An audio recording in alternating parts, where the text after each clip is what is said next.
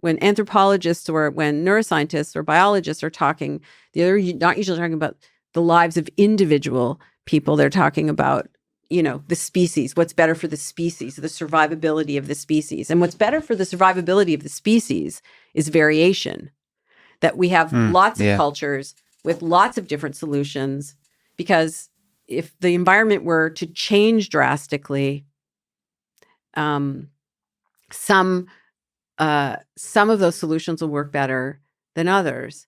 And you can see that happening with COVID. Right. So some people might be more susceptible to this virus than others. And so variation is very useful. Say COVID was much, much more destructive than it is. And I don't know, 20% of the population died. It's good to have variability, because then at least some percent will survive. Yeah. I mean, the way that I used to describe it was, using, those movies like The War of the Worlds or Pacific Rim, where like aliens come down from outer space and they, want to kill humans. And so all the humans band together as a species, and they all, all the, little squabbling from countries and whatever, all, goes away. And everyone is just one big, well, that, that doesn't happen. Mm-hmm. I mean, because COVID is, a virus like COVID-19 is like a creature from outer space. Mm-hmm. And that's not what you see happening. What you do see happening, it is true that some people, I mean, we could use this as an example of essentialism also. So just to say, exposure to the virus does not mean that you will become infected with a disease. So, I mean, in controlled studies, one of which was actually a coronavirus, not COVID, but these are studies from 10 or so years ago. Only somewhere between 20 and 40% of people developed respiratory illness when a virus was placed in their nose. Yeah. And so then there's a dose question, all those. Well, not in these studies, actually. So in these studies, the dose was consistent across all people.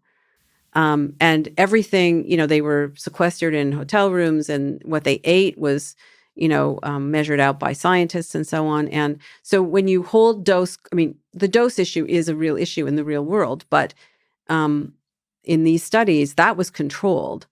And only somewhere between 20, depending on the study, between 20 and 40% of people became infected with a disease. So exposure to a virus doesn't mean de facto that you will develop an illness. You will be a carrier and you will spread the virus to other people, but you yourself may not, your immune system may be in a state that you can make enough antibodies to not show symptoms, not develop symptoms.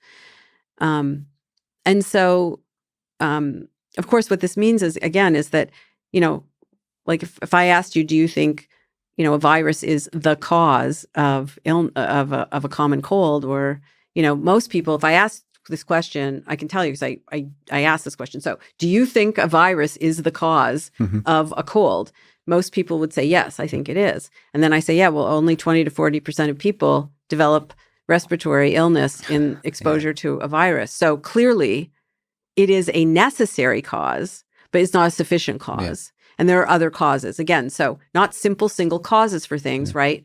Multiple interacting influences. So it is true that individuals vary in their susceptibility to illness upon exposure, but different cultures have different sets of norms and practices that will slow or speed the spread. And that's the point that I was actually trying to make here, that when the environment changes, that is, there's a mutation of a virus that is incredibly infectious, some cultures will succumb. People in some cultures will succumb faster because of the particular norms and practices that they've developed in their culture versus other cultures. Now, there could be some other,